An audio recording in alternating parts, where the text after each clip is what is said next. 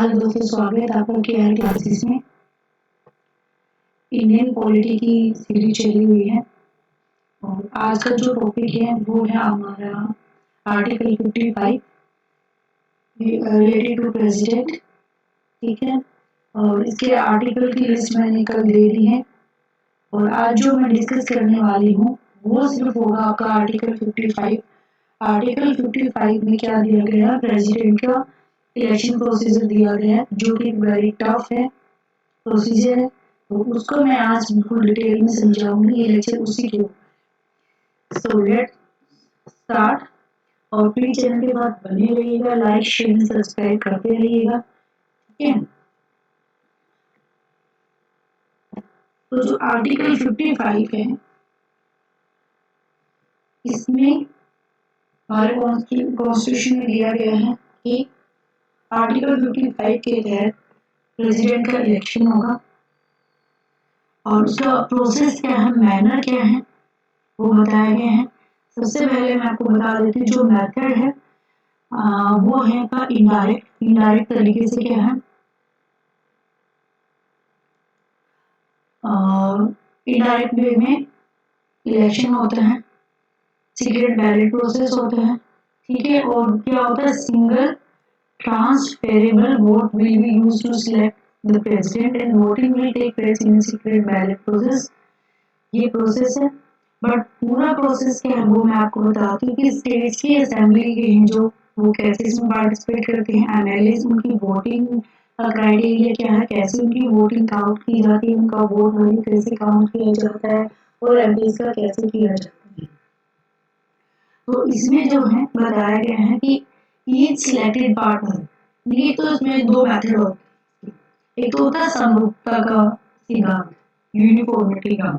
इसमें क्या किया जाता है कि जितने भी स्टेट की हमारी असेंबलीज हैं उनका एक रिप्रेजेंटेटिव मान निकाला जाता है। ठीक है, उसके लिए प्रोसेस होता है। ये जो राज्यों की विधानसभा है उनके टोटल जो सदस्य हैं उनकी वोट वैल्यू, जितनी भी उनकी वोट वैल्यू है उनको जोड़कर, और संसद के जितने भी सदस्य हैं एमपीज हैं उनके वोट वैल्यू के बराबर होंगे। यही क्या आपका समरूपता का सिद्धांत है, यूनिफॉर्मिटी का सिद्धांत है। लेकिन राज्यों की विधानसभा के सदस्य की वोट वैल्यू किसके बराबर होगी, संसद के जो एमपीज हैं जो सदस्य हैं उनके वोट वैल्यू के बराबर होगी। ठीक है, ये प्रोसेस, इस प्रोसेस में कैसे वोट वैल्यू निकाली जाती है वो आज मैं आपको बताने जा रही हूँ। ध्यान से सुनिएगा, साथ ही नोट्स भी बना सकते हो। तो इसमें क्या है, विधानसभा के जो सदस्य हैं, जो लेजिस्लेटिव के मेंबर हैं, मींस एमएलए जो हैं, उनका वोट वैल्यू निकालने के लिए उस राज्य की, उस स्टेट की, जैसे कि हरियाणा की टोटल जनसंख्या कितनी है, ठीक है, और हरियाणा में कितने एमएलए हैं, उन सबको भाग दिया जाता है कि टोटल जनसंख्या कितनी है और जितने एमएलए हैं हरियाणा में उनको क्या है भाग किया जाता है। एमएलए का किसी भाग किया जाता है पॉपुलेशन से। जो यहाँ पर भागफल आएगा आपका डिवाइड करने के बाद उसकी मल्टीप्लाई किससे होगी, आपकी 1000 से होगी। ठीक है, मान लिया कि जो हमारा भागफल आया वो आया है हमारा ये देख लीजिए, हम मान लेते हैं हमारी जो पॉपुलेशन है वो है 10 लाख। 10 लाख की पॉपुलेशन है और एमएलए कितने हैं, 100 है, और मल्टीप्लाई में 1/1000 होगा। ठीक, तो 100 से 2 जीरो गई, कितना बचा, 1000, 10,000। ठीक है, 10,000 से फिर आपकी गई 1000, यहाँ पर बचा 10, यानी कि एक एमएलए की जो वोट होगी वो कितनी होगी, 10 होगी। कितना होगा, 10 होगा। और यदि अगर उसमें क्या कहते हैं कि जो वैल्यू आएगी अगर वो 500 से कम है तो उसमें क्या एक जोड़ दिया जाएगा, 10 + 1 हो जाएगा। ठीक है, 10 + 1 हो जाएगा। तो इस तरह से क्या है उसकी वैल्यू निकाली जाती है।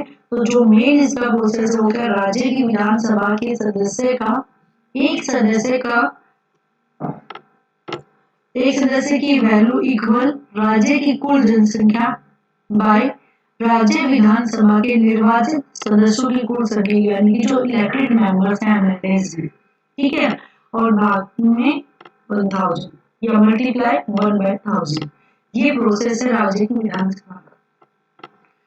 फिर आता है संसद के सदस्यों का मूल्य कैसे निर्धारित किया जाता है। तो उसमें क्या है आपका एमपीज का जो मूल्य निर्धारण होगा वो क्या कैसे होगा, एमपीज इक्वल टू कुल राज्य विधानसभा के निर्वाचित सदस्यों के मत वैल्यू का योग, यानी कि अगर 1,100 वहां से क्या है आपके एमएलए हैं, कहाँ के एमएलए हैं, हरियाणा के 100 एमएलए हैं, ठीक है, और उनका जो वोट वैल्यू है मान लो यहाँ पर है 500 का, ठीक है, या हम जैसे निकालते 11 है, ठीक है, तो उसको हम मल्टीप्लाई करेंगे 10 इंटू 11, यानी कि 11,000 जो है वो वैल्यू आ रही है कि वो हरियाणा स्टेट के एमएलए की जो वोट वैल्यू आ रही वो आ रही 11,000 आ गई, ठीक है। उसके बाद क्या है डिवाइड बाय क्या होगा, संसद के जो सदस्य हैं इलेक्टेड मेंबर्स एमपीज, ठीक है, उनके सदस्यों का योग 1000 है, 11,000 क्या है एमएलए की आ गई वोट वैल्यू, और डिवाइड बाय आपके एमपीज मांगे थे हम है 100 टोटल जो इलेक्टेड हैं आपके, तो आपके ये हो गया 110, यानी कि 110 जो वोट वैल्यू वो किसकी आ गई, एक एमपी की आ गई, एक एमपी की 110 वोट वैल्यू आ गई, ठीक है। इस तरीके से क्या है संसद के सदस्यों का और राज्य की विधानसभाओं के वैल्यू निकाली जाती है एमएलए एंड एमपीज की, ठीक है।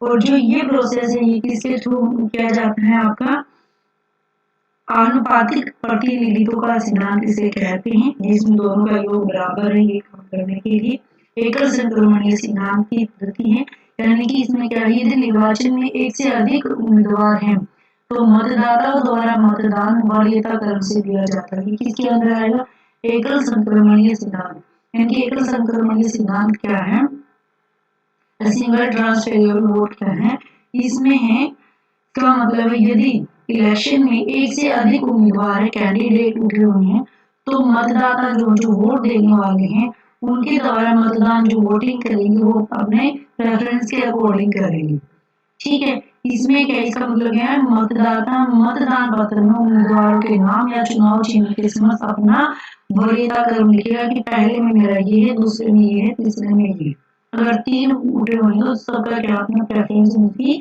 लिखी जाएगी और ये जो मतदान ये सीक्रेट बैलेट प्रोसेस के थ्रू होगा, ठीक है। तो ये सब था आज के आर्टिकल 55 के बारे में।